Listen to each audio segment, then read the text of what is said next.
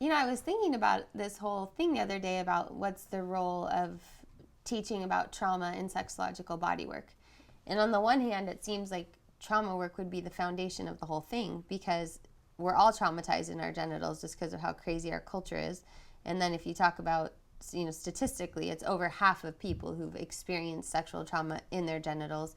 And then so many of us hold trauma there, even if the trauma didn't occur there. Yeah, lack of information is trauma as far as I'm concerned.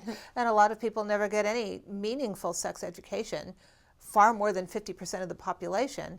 I mean, time after time, when I was teaching at the shiatsu school for years and years, I would ask how many women in my anatomy classes knew where their cervix was, because this was certainly an anatomical reality. And, I'd have a room 30, 35 people, and maybe 2 people would raise their hands. And I'm like, really?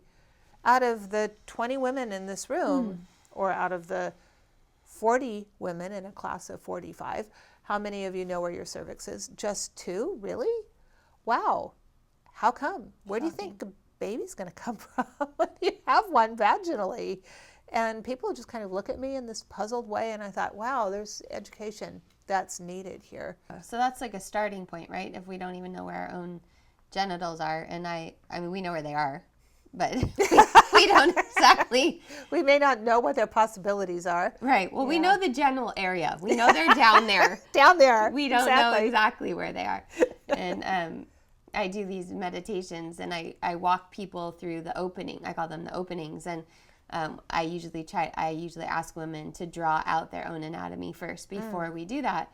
And it's just often they're very surprised at how different what they think that they are is from what actually is, and where to put things in relationship to each other. And just as women, we have it, unless you're used to having sexual interactions with other women, I know before I did this work, I just hadn't seen very many vulvas. I really didn't know how much variety there was, and it's been a really educational part of the work for me. Really getting comfortable with the varieties of experience that people are walking around inhabiting is something that we can learn to get better and better at perceiving, and start to track and follow and start to form a relationship with what people are holding that they may not even know that they're holding. So there's that sort of, quote, trauma-based tracking situation. But there's also just the notion that it's really hard to deal with scar tissue if you're not going to put your hands on it. So learning hands-on skills, learning the confidence, learning the ability to know what you're touching while you're touching it. Also learning to catch the moment when something unexpected arises and see the opportunity there.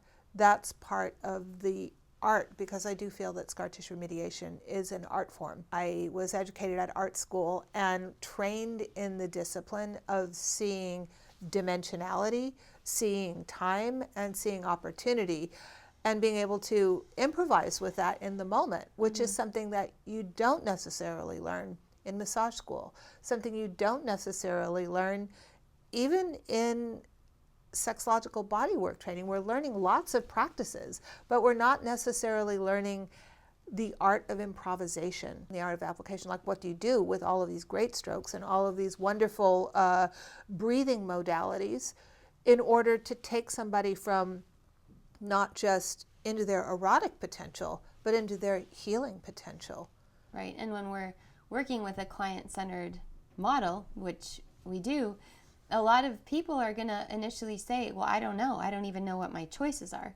And if you're able to do a body reading and a nervous system reading, you can suggest a handful of choices that are appropriate for that particular person, for that nervous system, for what you perceive to be perhaps a direction, what blocks they might have, what blocks their body are showing you that they have, rather than them having to go from A to F on their own in a land that's completely foreign, because what we're doing is so radical and unfamiliar. We're there to help them connect the dots, but everybody's dots get connected in a different order. That's what I've noticed.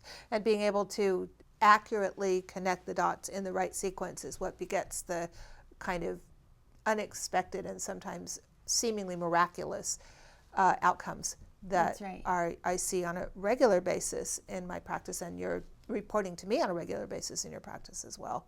Yeah, so we're kind of aiming to demystify that process, not to take the miracle out of the miraculous, but to be able to elucidate a step-by-step protocol of sorts, but not a rigid protocol, a way of looking, a way of composing, and a way of improvising. Yes. To get optimal results. Yes.